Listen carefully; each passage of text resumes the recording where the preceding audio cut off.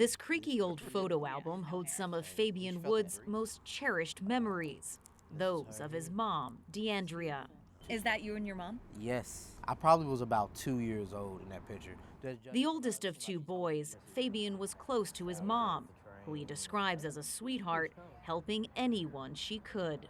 I can remember many nights of her just talking on the phone and, talking to her friend, just being supportive, just being that beacon that people can lean upon. While a pillar for others, Dee struggled with her own mental health, including depression and isolation. Fabian says the family was trying to get her to a safe place when she took her life in 2010. I wasn't expecting that whatsoever. We think that mental distress and mental illness and mental fatigue looks a certain way, and if it's not looking just like that, then it's not there, it's not present. Fabian's personal tragedy is part of a much larger, troubling trend. According to a recent research paper in the medical journal JAMA, suicides among African Americans spiked 30% between 2014 and 2019, even as rates dropped among their white peers.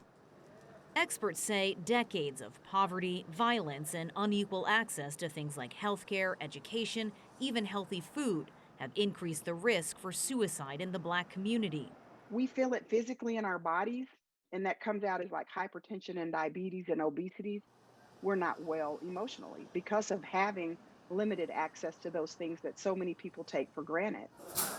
The impact is even more startling among Black children, who are now nearly twice as likely to take their own lives as white kids, according to a 2018 study. When we look at Black children who are also seeing the same acts of violence that we as adults see, both from law enforcement and from neighbors in their community, all of those things can cause serious psychological harm. Mental health care is often the best buffer against suicidal thoughts, especially for children who are still developing the skill set to combat such emotions.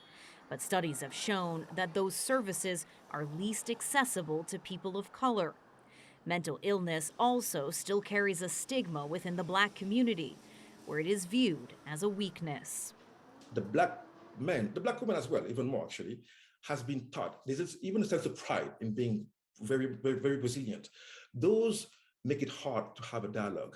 Fabian Wood is working to break through that barrier. He's dedicated his life to raising awareness around suicide in the Black community. The best way, he says, to honor his mother's memory. TONI, CGTN, Austin, Texas.